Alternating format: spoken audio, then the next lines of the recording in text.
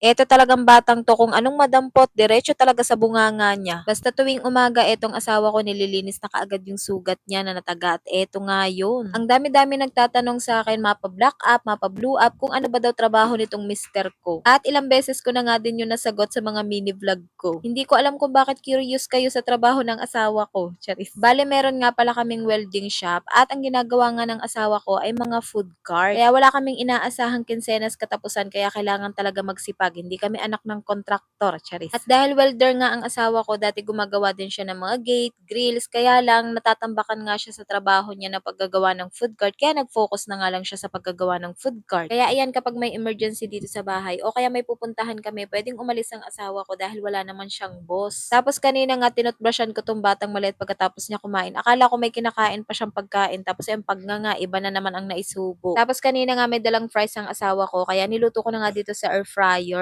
Napaka-convenient talaga nito gamitin. Yung tipong kahit may ginagawa ako, hindi ko na siya kailangang bantayan dahil nag-a-automatic naman siya. Tapos ayun, ang sarap-sarap pala kapag sa air fryer niluluto dahil bukod sa crispy siya, hindi pa siya mamantika at hindi nakakaumay. Pero hindi ko naman yan palaging ginagamit na kapag may lulutuin ako, dyan ko na kaagad lulutuin. Dahil may kasabihan nga tayo na masama nga din ang sobra. Tapos ayan, naglalaba nga din pala ako at eto pa nga ding mga puti at dahil sira nga tong washing namin, nagkukusot ako ngayon. Pero inaayos na naman tong washing namin kaya kinabukasan makakapag-washing na ako at mga dekolor naman ang lalabahan ko. Tapos eto't kinahapunan na nga, nagsalang na ako ng sinaing para ulam na nga lang ang iisipin ko. Tapos sabi nga ng asawa ko bumili nga daw siya ng bangus at ibabangid daw niya sana. At dahil magagabi na din, hindi pa din naman kami nakakabili ng uling, sabi ko nga dito ko na nga lang lulutuin sa air fryer dahil pwede din naman dito. Tapos naghiwa nga lang ako ng kamatis at saka sibuyas dahil ipapalaman ko nga yan sa bangus. Kala ko nga isisinigang yan dahil merong kamatis, yung pala ibabangi sana ng asawa ko. Tapos nagbukod nga lang ako ng kamatis at sibuyas sa isang lalagyan dahil yan nga ang gagawin naming sausawan. O di ba hindi ko na kailangan pa magpabaga sa uling o kaya magpaypay at bantayan dahil meron namang air fryer. At ayun, habang inaantay ko ang unang salang, sinampay ko nga muna itong mga nilabhan ko at maya-maya lang okay na, natapos na ang time kaya binaligtad ko na nga itong bangus. Tapos meron nga akong dumating na parcel, pangsapin pa nga to sa higaan namin. At alam nyo ba na waterproof to? Kaya kung may mga anak kayo dyan na nag-iihi pa, perfect sa inyo to. Sabi ko nga bukas ko na nga lang to tatry at babasain ng tubig pero hindi na ako makapag-antay kaya ito't binasa ko na nga ng tubig para nga masubukan at mapakita ko na talaga sa inyo. At ayan nga, binuhusan ko na ng tubig, hindi ko na yan kinat para nga mapakita ko talaga sa inyo na hindi talaga mababasa ang foam natin dito. Bale, itong pinakaibabaw nga ng sapin ang mababasa at tingnan nyo naman. At dahil basa nga itong pansapin, isinampay ko na muna dahil hindi naman pwedeng higaan yan dahil tingnan nyo naman tumutulo-tulo pa. Tapos maya-maya lang itong at naluto na itong bangus, grabe napakasarap pati yung balat niya ang crispy. Kahit talaga yung balat niya ang sarap-sarap kainin dahil malutong talaga siya.